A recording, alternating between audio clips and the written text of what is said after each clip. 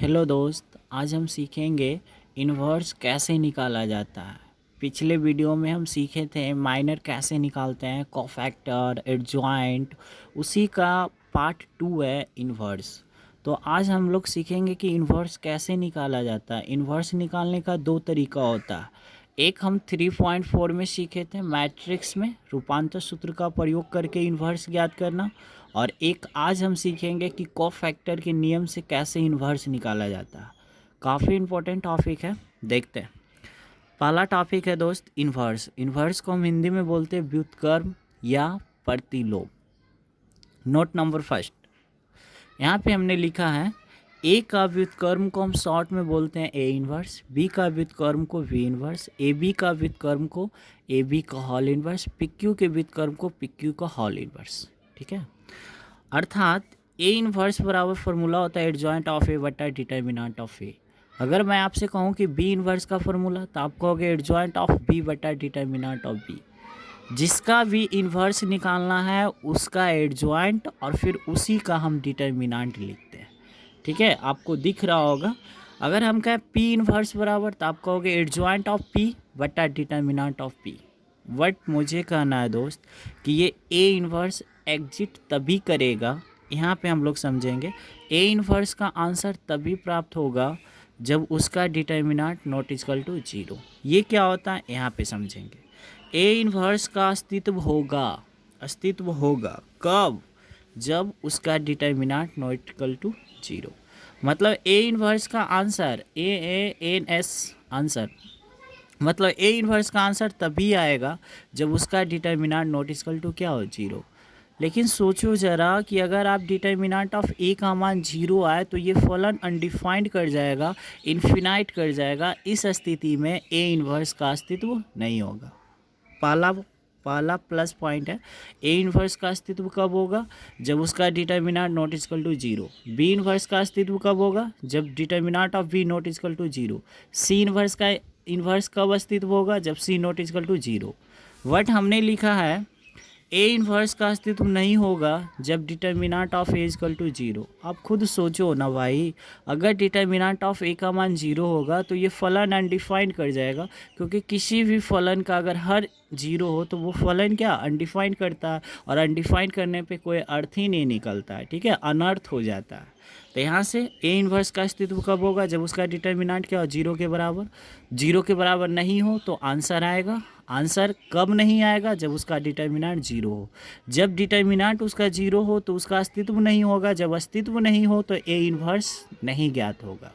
ठीक है, अगला पॉइंट, ये आईएससी का एग्जाम में आया हुआ सवाल है। ए बी का होल इन्वर्स क्या होता है? तो B inverse into A inverse. इस बात को मैं प्रूव्ड करके भी दिखाऊंगा। ठीक है, ए बी का होल इन्वर्स क्या होता है? B inverse into A inverse. ये मैट्रिक्स में हमने पढ़ा था। ए बी का होल ट्रांसपोज होता है B transpose into A transpose. अगर हम पूछेंगे पी क्यू का होल ट्रांसपोज, तो Q transpose into P transpose. ठीक है, तो ए बी का होल ट्रांसपोज ये भी आईएससी का एग्ज़ाम में पूछा जा चुका है, और ये भी आईएससी का एग्ज़ाम में पूछा जा चुका है। अगला हम समझेंगे दोस्त, अगला हम सीखेंगे ए बी बराबर बी ए बराबर आई। ये बात सत्य है। ठीक है, इन्वर्स आव्यूह में ये सत्य है, इस बात को भी हम लोग सीखेंगे। आई का मतलब होता है इकाई आव्यूह। इसको हम इंग्लिश में बोलते हैं आइडेंटिटी मैट्रिक्स या यूनिट मैट्रिक्स। ठीक है, इकाई आव्यूह को हम इंग्लिश में बोलते हैं आइडेंटिटी मैट्रिक्स या यूनिक मैट्रिक्स। इकाई आव्यूह किसे कहा जाता? तो इकाई आव्यूह वैसे आव्यूह को कहा जाता है जिसका विकर्ण 1 हो, इसके अलावा उसका प्रत्येक अवयव 0 हो, तो उसे हम इकाई आव्यूह कहते हैं, और इकाई आव्यूह को आई द्वारा इंडिकेट किया जाता है। जैसे ये इकाई आव्यूह क्योंकि इसका विकर्ण 1 है, ये भी इकाई आव्यूह क्योंकि इसका विकर्ण 1 है। ये 3 गुना 3 मतलब ये 3 ऑर्डर में इकाई आव्यूह है, और ये 2 ऑर्डर में इकाई आव्यूह में। बट अगर मैं आपसे पूछूं कि इकाई आव्यूह का मान क्या होता है, तो आप कहोगे सर आई का मान 1 होता है। आई क्या है? आई आइडेंटिटी मैट्रिक्स है, और आइडेंटिटी मैट्रिक्स का मान क्या होगा? 1 होगा। अगला पॉइंट समझेंगे। अगर आइडेंटिटी मैट्रिक्स को ए से गुना करेंगे तो वो ए आएगा। क्यों? क्योंकि आइडेंटिटी मैट्रिक्स का मान 1 होता है। अगर 1 को ए से गुना करने पे क्या होगा? ए। यहाँ पे ए क्या है? तो ए किसी प्रकार का मैट्रिक्स है, ए एक अन्य मैट्रिक्स है, आई एक आइडेंटिटी मैट्रिक्स है। आइडेंटिटी मैट्रिक्स को अगर अन्य मैट्रिक्स से गुना करेंगे तो अन्य ही आएगा। ठीक है। अगला पॉइंट, ए इन्वर्स को ए से गुना करेंगे तो आई आता है। क्यों? क्योंकि हमको भी पता है ए इन्वर्स का मतलब होता है 1/a, बगल में है ए कटेगा तो 1 आएगा। 1 किसका मान होता है? आई का मान होता है। इसका मतलब इस बात को याद रखेंगे, ए इन्वर्स से क्या होता है? आई स्क्वायर बराबर आई क्यू बराबर आई के पावर 4 बराबर आई। इस बात को हमेशा याद रखना है कि आइडेंटिटी मैट्रिक्स को चाहे आप स्क्वायर करो, चाहे आप क्यू करो, चाहे पावर 4 करो, उसका मान नहीं बदलता। वो आइडेंटिटी मैट्रिक्स ही होता है, क्योंकि आइडेंटिटी मैट्रिक्स का मान 1 होता है। 1 का स्क्वायर क्यू कुछ भी करो 1 ही आएगा। ठीक है। अगला पॉइंट हम लोग जानेंगे दोस्त, एक क्वेश्चन लिए है ऑब्जेक्टिव कि आई एक आइडेंटिटी मैट्रिक्स दिया है और ए नाम का एक मैट्रिक्स दिया है, तब पूछ रहा है, तब कहता है ए आई बराबर व्हाट, मतलब हमको ए आई ज्ञात करना है। ए आई का मतलब ए आई ज्ञात करना है। तो आप खुद सोचो भाई कि आई का मतलब आइडेंटिटी मैट्रिक्स, आइडेंटिटी मैट्रिक्स को अगर हम ए से गुना करेंगे तो रिजल्ट क्या आएगा? ए। यानी इस सवाल को गुना नहीं करना है, ये भाई कॉमन सेंस का सवाल है, प्रेजेंट ऑफ माइंड का सवाल है। ठीक है। तो इस सवाल का उत्तर कौन होगा? आइडेंटिटी मैट्रिक्स को अगर हम इस मैट्रिक्स में गुना करेंगे तो यही आएगा। इस सवाल का उत्तर क्या होगा? बी। ठीक है। अगला है प्रेजेंट ऑफ माइंड का सवाल, ए बराबर एक आइडेंटिटी मैट्रिक्स दिया, आप कहोगे सर इसको सूचित करना चाहिए आई से। हाँ, ये इकाई अभी हो तो सूचित करना चाहिए आई से, बट इसका नाम यहाँ पे क्या है? ए है, और यहाँ पे पूछ रहा है ए क्यू। तो आप खुद सोचो ना भाई, ये आइडेंटिटी मैट्रिक्स है और आइडेंटिटी मैट्रिक्स का मान 1 होता है। 1 का क्यू करो चाहे कुछ भी करो, उसका तो सेम आंसर होगा। मतलब इस सवाल का उत्तर ये सेम होगा। ठीक है, नो चेंज। यहाँ तक आप सीख गए हैं। नेक्स्ट क्वेश्चन पे अब आते हैं। सवाल पूछने का 2 तरीका है बाबू। पहला तरीका है कि आव्यूह एक दे देगा, कहेगा व्युत्क्रम ज्ञात करो। ठीक है, पहला तरीका है कि आव्यूह दे देगा, कहेगा व्युत्क्रम ज्ञात करो। दूसरा तरीका है आव्यूह इतना का रूपांतरण विधि से व्युत्क्रम ज्ञात करो। मतलब एग्जाम में क्वेश्चन पूछने का 2 तरीका है, एक तो कहेगा व्युत्क्रम ज्ञात करो।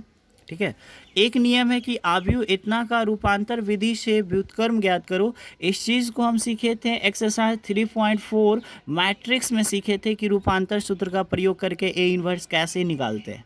बट आज हम लोग सीखेंगे कि कोफैक्टर के नियम से व्युत्क्रम कैसे निकालते हैं। बट एग्जाम में सबसे आसान होता है कोफैक्टर वाले ही नियम।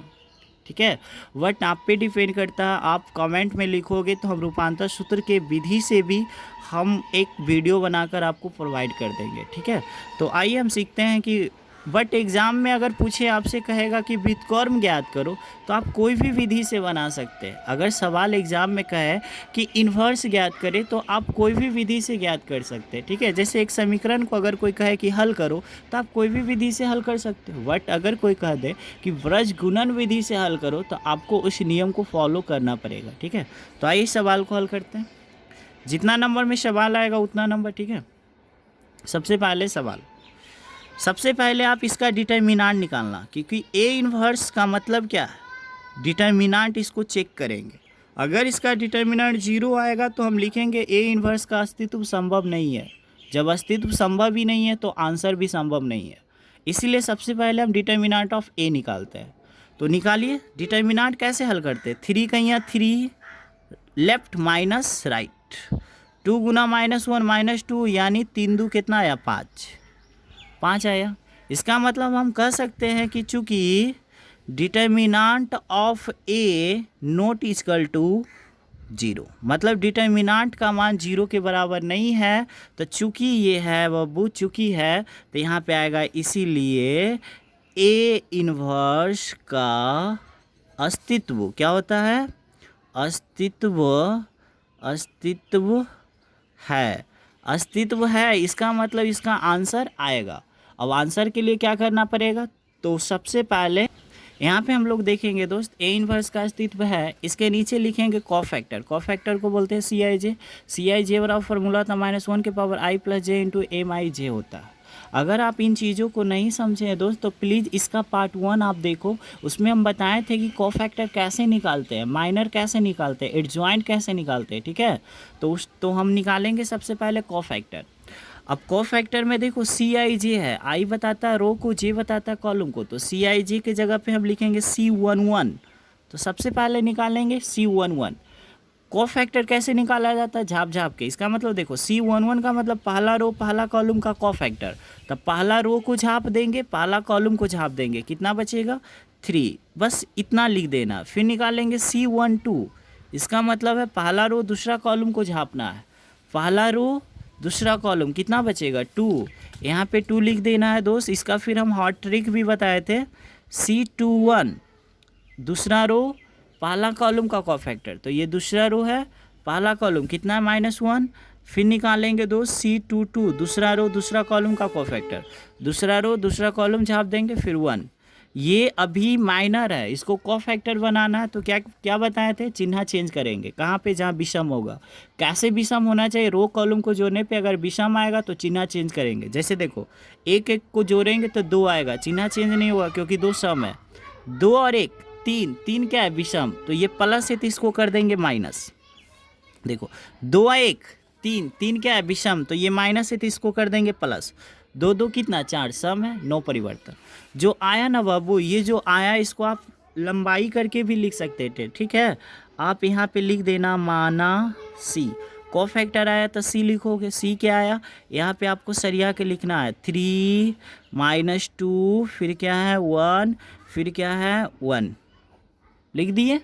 इतना लिखने के बाद अब यहाँ पे लिखना है एडजॉइंट निकालना पड़ेगा, एडजॉइंट ऑफ, यहाँ पे लिखना है एडजॉइंट ऑफ ए, मतलब ए का एडजॉइंट मतलब सखंडज, तो एडजॉइंट ऑफ ए बराबर होता है कोफैक्टर का ट्रांसपोज। इस बात को देखिए, एडजॉइंट ऑफ ए बराबर क्या होता है, कोफैक्टर का ट्रांसपोज। तो कोफैक्टर हमने क्या माना C का हमने क्या किया ट्रांसपोज। ट्रांसपोज आपको आता है निकालने, परा लाइन को खरा लाइन में लिखते हैं, मतलब रो को कॉलम में। देखो ये जो परा लाइन है इसको लिखेंगे खरा लाइन, 3 -2, ये जो परा लाइन है इसको लिखेंगे खरा लाइन, ये निकल गया एडजॉइंट ऑफ ए। बस अब फार्मूला लगा देंगे, चूँकि ए इनवर्स बराबर फार्मूला क्या होता है, एडजॉइंट ऑफ ए, इसको शॉर्ट में लिखते, इतना बड़ा जो लिखे इसको शॉर्ट में लिखते, एडजॉइंट ऑफ ए बटा डिटर्मिनेंट ऑफ ए। तो 1 बट्टा डिटर्मिनेंट ऑफ ए का मान रख दे, चलो हम ऐसे करते हैं, डिटर्मिनेंट ऑफ ए का मान कितना है 5, डिटर्मिनेंट ऑफ ए का मान कितना 5, यहाँ पे 5 रख देंगे और यहाँ पे कॉस्ट में लिख देंगे किसका मान, एडजॉइंट ऑफ ए का मान। तो एडजॉइंट ऑफ ए का मान कितना आया है 3 -2 1 1, इस सवाल का क्या हो गया, उत्तर हो गया। बहुत सारे लड़के ऐसे भी सोच रहे होंगे सर एडजॉइंट ऑफ ए का मान ये है, इसके नीचे में ना 5 आएगा। आप नीचे में भी 5 लिख सकते हो, ऐसे भी लिख सकते हो, मुझे ऐसे लिखना अच्छा लगता है, ठीक है। ये 2018 का पैटर्न है, 2019 में भी आया था, 2015 में भी इस तरह का सवाल आया था, ठीक है। नेक्स्ट क्वेश्चन, इस सवाल को आप गौर से देखना बाबू, IAC 2009 में आया था। यकीन मानो जब IAC 2009 में आया था तो बहुत सारे बच्चे इस क्वेश्चन को देखकर कॉमा में चले गए थे, क्योंकि बहुत सारे लड़के सोच लिए थे कि हमसे नहीं बनेंगे। बट यहाँ पे इसमें एक लॉजिक है, क्या बोल रहा है, प्रतिलोम ज्ञात करो, मतलब आप कोई भी विधि से इसको ज्ञात कर सकते हो, बट सबसे आसान किस विधि से होता है, तो प्रतिलोम ज्ञात करना सबसे आसान कोफैक्टर वाले नियम से होता है, ठीक है। उसमें मेहनत लगता ही नहीं है। ये क्वेश्चन IAC 2009 में आया था पूरे 7 नंबर में, ठीक है। सवाल यहाँ पे -1 नहीं, सिर्फ 1 है, ठीक है। जितना नंबर में सवाल आएगा दोस्त इंडिकेट करेंगे, ए लिखेंगे, ठीक है। और सबसे पहले डिटर्मिनेंट निकालेंगे, 2 को लेंगे प्लस के साथ, जिसको लेंगे झाप देंगे, इधर से इसका परालाइन झपा जाएगा दोस्त, मतलब 2 एलिमेंट है, 2 को लेंगे प्लस के साथ, जिसको लेते हैं उसका परालाइन उसका खरा लाइन झपा जाता है, तो ये झपा जाएगा, ये झपा जाएगा। अब इसको हल करेंगे, 3 इकैया 3 -1 गुना 0 क्या 0, ये तो आना चाहिए।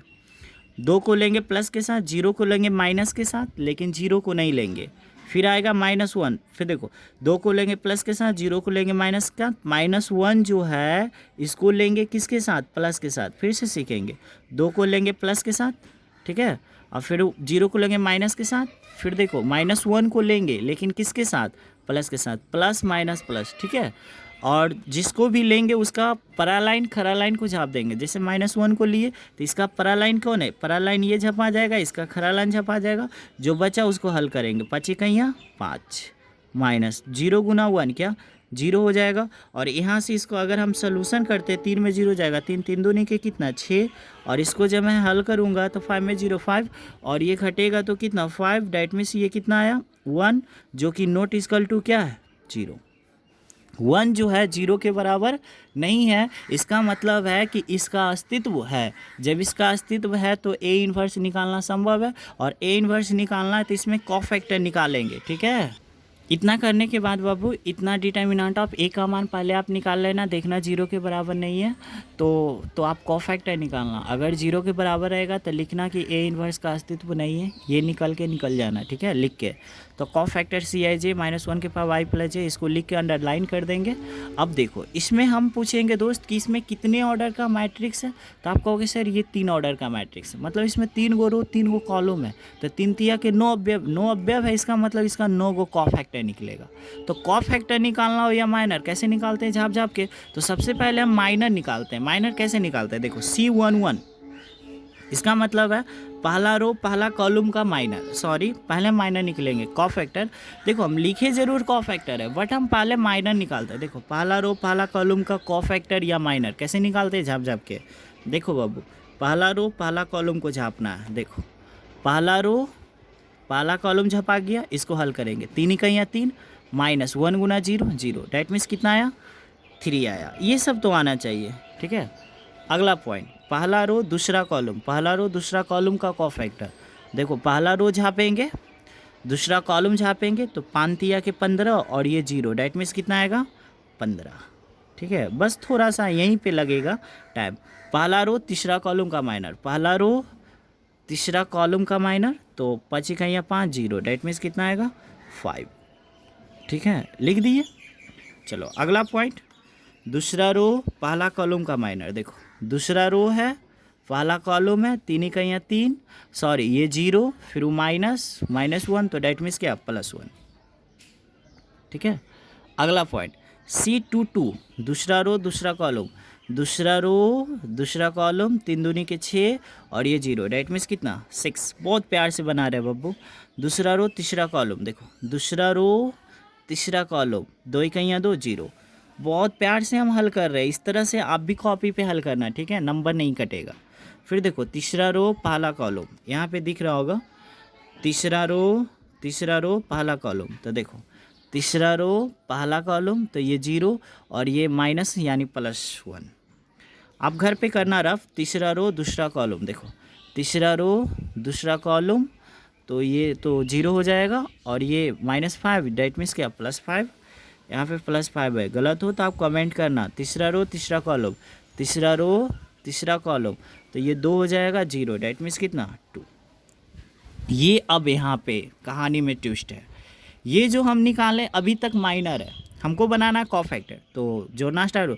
देखो 2 1 3 विषम है, तो ये प्लस है तो इसको कर देंगे माइनस। अब ये -15 हो गया, दिखेगा ना आपको, हाँ। अब देखो 3 1 4 2 1 3 विषम है, तो प्लस तो क्या माइनस। अब देखो 2 2 4 ये तो सम है, 3 2 5 विषम है, प्लस तो क्या माइनस, 3 2 5 प्लस तो क्या माइनस। आपको दिख रहा है, छोटा सा दिख रहा है यहाँ पे, हाँ दिख जाएगा।